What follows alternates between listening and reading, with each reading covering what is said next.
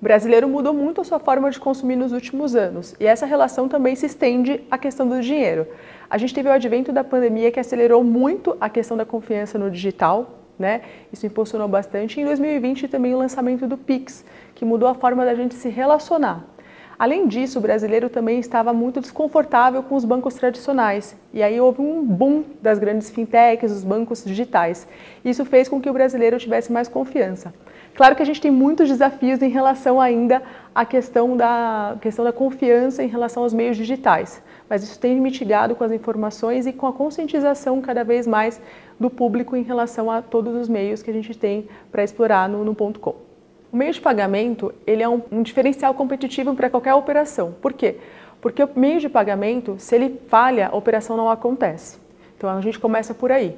Outro ponto importante, quando ele tem fricção, as pessoas desistem das compras. Existe um estudo mundial que fala que 70% dos carrinhos abandonados, boa parte desse percentual é por conta dos meios de pagamentos.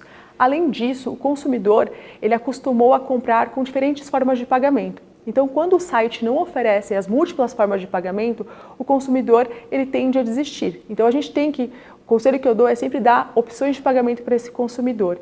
O meio de pagamento ele é estratégico, ele evita a fricção, ele ajuda aí o consumidor a ter opções e aí a ter a melhor experiência de compra. Bom, gente, acesso ao crédito no Brasil não é só uma questão financeira. O acesso ao crédito no Brasil ele é uma questão de dados. Quando a gente faz uma avaliação de crédito, a gente olha sempre para o prisma de score. E o score ele olha o passado. Só que a gente tem um público muito grande de consumidores informais. Ou seja, pessoas que não têm um score do passado. Com o advento agora que a gente vai ter do Open Finance, essa relação vai mudar de forma abrupta, porque a gente vai ter informação de consumo, a gente vai conseguir olhar outras transações e começar a olhar o presente, o futuro e as tendências. Então a inteligência artificial ela está aí para ajudar a forma que a gente consome e a forma da gente começar a olhar o crédito de uma forma mais democrática. Porque aquela pessoa que não tem o score bem analisado nos bancos ou ela é invisível. Então agora a gente consegue democratizar o acesso ao crédito com essas soluções que a gente vai ter agora de evolução em relação ao Open Finance. Bom, pessoal, o Pix ele mudou muito a forma da gente se relacionar com o dinheiro. Primeiro ponto, a gente não precisa ficar em filas bancárias, né? A gente não precisa ficar esperando para fazer uma transação. Outro ponto importante, ele é o meio de pagamento oficial dos informais. Então, os informais, às vezes eles não tinham acesso a crédito, eles não tinham uma maquininha de cartão e agora eles têm o Pix. Além disso, ele consegue também ajudar na gestão financeira. Então, ele educa o brasileiro. Quantas vezes a gente esperava um DOC, um TED, esperava as coisas acontecerem? Agora a gente faz as nossas transações de uma forma muito mais consciente, vendo o nosso extrato bancário e fazendo realmente uma educação e conseguindo progredir em relação a isso.